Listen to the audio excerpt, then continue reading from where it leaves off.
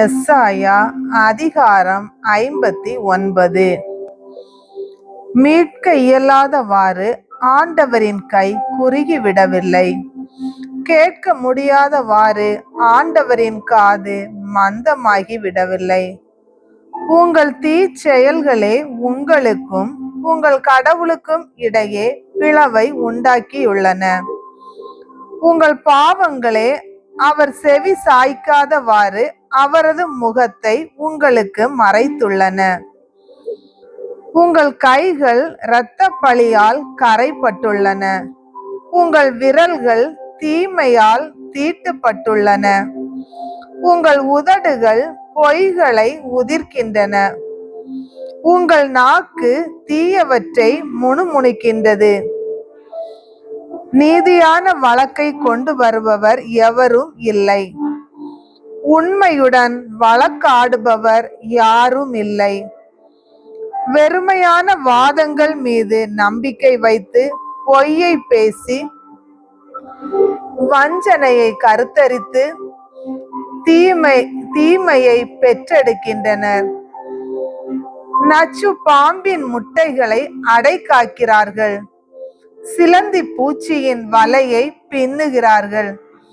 அவற்றின் முட்டைகளை விழுங்குபவர் சாவார். உடைபடும் முட்டையில் இருந்து கட்டுவிரியன் வெளிவரும். அவற்றின் வலைகள் உடையாக பயன்படா. அவற்றின் வேலைப்பாடுகளை கொண்டு எவரும் தம்மை போர்த்தி கொள்ள மாட்டார். அவர்களின் செயல்கள் தீயன, அவர்களின் கையில் இருப்பன வன்முறை செயல்களே. தீமை செய்ய அவர்கள் கால்கள் விரைகின்றன, குற்றமற்ற இரத்தம் சிந்த அவர்கள் துடிக்கின்றனர். அவர்கள் எண்ணங்கள் தீயவை, பாழாக்குதலும் அழிவுமே அவர்களின் வழித்தடங்களில் உள்ளன. அமைதி வழியை அவர்கள் அறியார், நீதியின் பாதையில் அவர்கள் நடக்கவில்லை. தாங்கள் செல்லும் பாதைகளை கோணலாக்கினர், அவற்றில் நடப்பவர் எவரும் அமைதியை அறியார். ஆதலால் நீதி எங்களுக்கு வெகு தொலையில் உள்ளது, நேர்மை எங்களை நெருங்கி வரவில்லை. ஒளிக்கென காத்திருந்தோம், காரிருள்தான் கிட்டியது. விடியலை எதிர்பார்த்தோம், இருளிலேயே நடக்கின்றோம். பார்வையற்றோரை போல் சுவரை பிடிக்க நாங்கள் தடவுகின்றோம், கண்ணில்லாதவரை போல் எங்கள் வழியில் தடுமாறுகின்றோம்.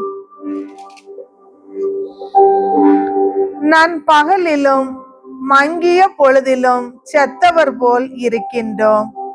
கரடிகளைப் போல் நாங்கள் யாவரும் உருமுகின்றோம், புறாக்களைப் போல் பெருமூச்சுடன் விம்முகின்றோம்.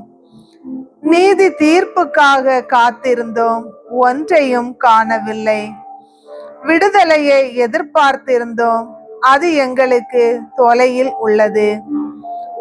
உம் திருமுன் எங்கள் குற்றங்கள் பெருகியுள்ளன, எங்கள் பாவங்கள் எங்களுக்கு எதிராய் சான்று சொல்கின்றன. எங்கள் குற்றங்கள் எங்களோடுதான் இருக்கின்றன, எங்கள் தீச்செயல்களை நாங்களே அறிவோம். ஆண்டவருக்கு எதிராக கிளர்ச்சி செய்து அவரை வஞ்சித்தோம், எங்கள் கடவுளை பின்பற்றாமல் அகன்று போனோம். ஒடுக்குவதையும் கிளர்ச்சி செய்வதையும் பற்றி பேசினோம், பொய்யானவற்றை மனதில் உருவாக்கி அவற்றை மொழிந்தோம். நீதி துரத்தப்பட்டது, நேர்மை தொலையில் நின்றது, பொது இடங்களில் வாய்மை நிலை குலைந்தது. உண்மைக்கு அங்கே இடமில்லை, உண்மை என்பதே இல்லாமல் போய்விட்டது. தீமையினின்று விலகியவர் சூறையாடப்படுகின்றார். ஆண்டவர் அதை கண்டார், அவர் பார்வையில் நீதியின்மை தீயதாய்ப்பட்டது. இதில் தலையிட ஓர் ஆள் கூட இல்லை என்று கண்டு ஆண்டவர் திகைப்புற்றார். அவரது கையே அவருக்கு வெற்றி கொணர்ந்தது, அவரது நேர்மையே அவரை தாங்கி நின்றது. அவர் நேர்மையை மார்பு கவசமாய் அணிந்து கொண்டார். விடுதலையை தலை சீராவாய் தம் தலையில் வைத்து கொண்டார். அநீதிக்கு பழிவாங்குதலை ஆடையாய் உடுத்தி கொண்டார். அன்பு வெறியை மேல் ஆடையாக போர்த்தி கொண்டார். தம் பகைவரின் செயல்களுக்கு தக்க கைமாறு அளிப்பார். அவர்களிடம் தம் சீற்றத்தை காட்டுவார். தம் எதிரிகளுக்கு தக்க தண்டனை வழங்குவார். தீவு நாடுகளுக்கும் தகுந்த பதிலடி கொடுப்பார். மேலை நாட்டினர் ஆண்டவரின் பெயருக்கு அஞ்சுவர். கீழை நாட்டினர் அவரது மாட்சிக்கு நடுங்குவர். ஆண்டவரின் பெருங்காற்று அடித்து வர ஓடிவரும் ஆறென அவர் வருவார். சியோனுக்கு மீட்பராக அவர் வருவார். யாக்கோபில் தீயது நின்று திரும்பியவரிடம் வருவார் என்கிறார் ஆண்டவர். அவர்களுடன் நான் செய்து கொள்ளும் உடன்படிக்கை இதுவே.